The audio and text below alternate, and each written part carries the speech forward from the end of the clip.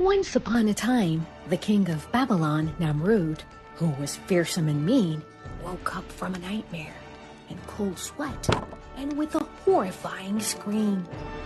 He commanded dream experts to tell the meaning, but they were afraid to obey, for the meaning of this dream they knew would horrify the king with no delay. So the dream interpreters kept beating around the bush and began to mutter, as the meaning of the dream would madden the king and was dangerous to utter. But finally, a brave interpreter named Azar, who also worked in the mean king's court, decided to help out his trembling friends, took a deep breath, and came forth. He said, "Your Majesty, with all due respect, your dream has come as a sign that a boy will be born who will someday end your reign."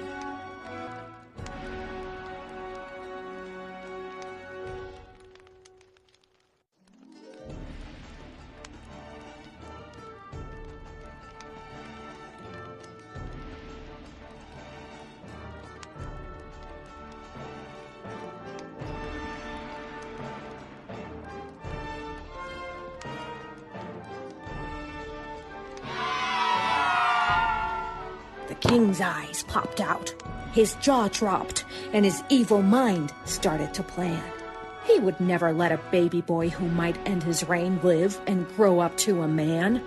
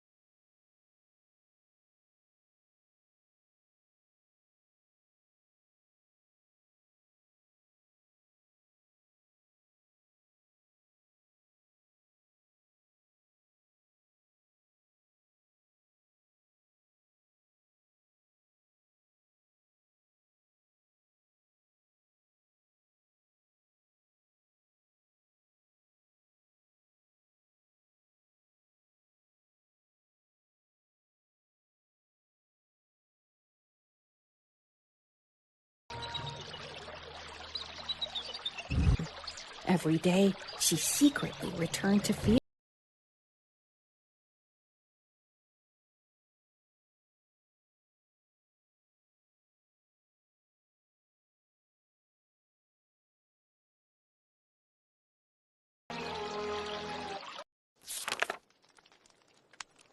It could have been wonderful to have a wise and loving uncle, but unfortunately, Ibrahim's uncle was a maker and worshiper of idols.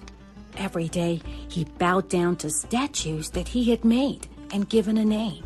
And what was worse was that he tried to make young Ibrahim do the same. But Ibrahim wouldn't obey his uncle in this, for he was a worshiper of God. And in his religion, worshiping anyone but the Creator was not allowed. He cared for the people in his town too, and for them he was concerned, for they gave away to lifeless and useless idols much of what they had earned. So he decided to send a message that can be heard by every woman and man to get them to think and then perhaps be guided. Ibrahim made a clever plan.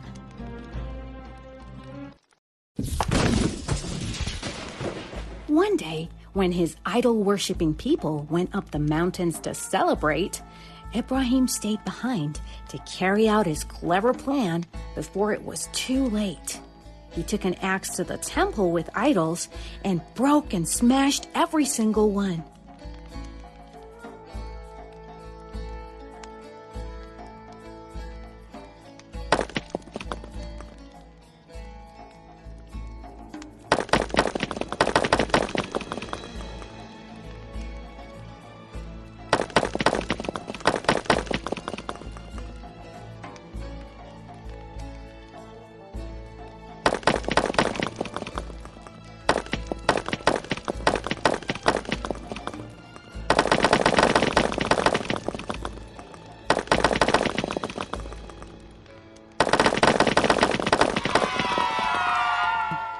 except the biggest idol, on which he left his axe. And then his job was done. Now there was nothing left to do for Ibrahim but to go back home and wait for when the people would see the scene and the outrage it would surely create. When the people returned from the festival and saw the idol temple, they became furious. How dare anyone take an axe and smash their wooden and stone gods into a million pieces? "Who did this?" yelled the furious people. "Now we are all doomed," they screamed. Some said it must have been the young man who didn't believe in them. It must have been Ibrahim. So they rushed to drag Ibrahim out of his home, carrying their sticks and rods. "Oh, you will pay such a heavy price for doing what you did to our gods." "You think I crushed the idols? Are you sure it was me? I wonder what you mean," said Ibrahim. "Why, it must have been the job of the biggest idol with an axe on his shoulder at the scene. Now let go of me and go ask the big idol itself if your accusation is just and true." They were taken by surprise and said, "You know talking is not something our gods can do." So Ibrahim eyed them with the most scornful eyes and let the understanding sink in. And he said, "You've been worshipping these speechless and powerless idols. What were you thinking?" The people were struck and had nothing to say back. But their king had an evil plan.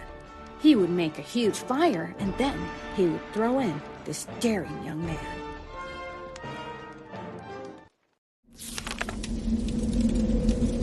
Upon the king's order, a fire was made, so big that it would terrify every living creature, except Ibrahim, who knew his God is the most powerful of all, and so he had no fear. He quietly prayed and said things like, "Ya Allah, on your mercy and might I depend. Please help me be patient and satisfied with your will, no matter how things may end. For though this fire can instantly turn to ashes the toughest trees and seeds, there is surely no pain greater than the burning caused by one's own evil deeds." Ibrahim was young and he was alone, yet in his heart he felt strong, for he knew Allah would help him in the end, as he had done nothing wrong.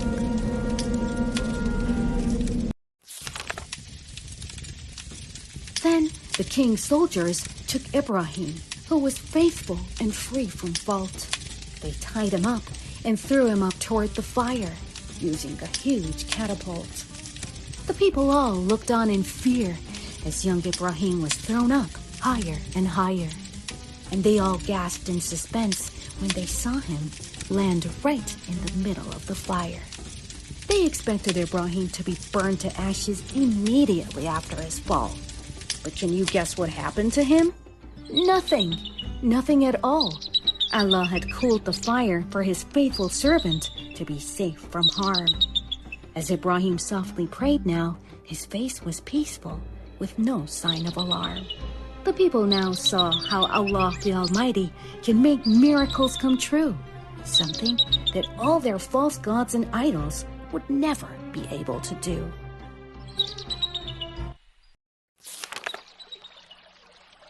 Upon seeing this, the king was so mad. His ears were giving off steam. He now understood Ibrahim was the boy who ended his reign in the dream. For people were now gathered around Ibrahim to learn all about his God. And he was preaching religion without any fear, in a calm and clear voice aloud. The people now realized he was a prophet and would be their best guide. Ibrahim told them how boundless God's mercy is, and from him none can hide.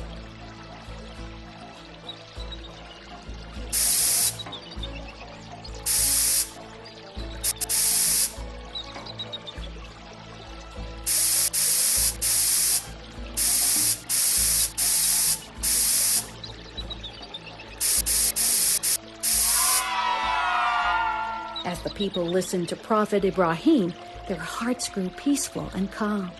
Soon, many submitted to Ibrahim's God Allah, and they accepted Islam.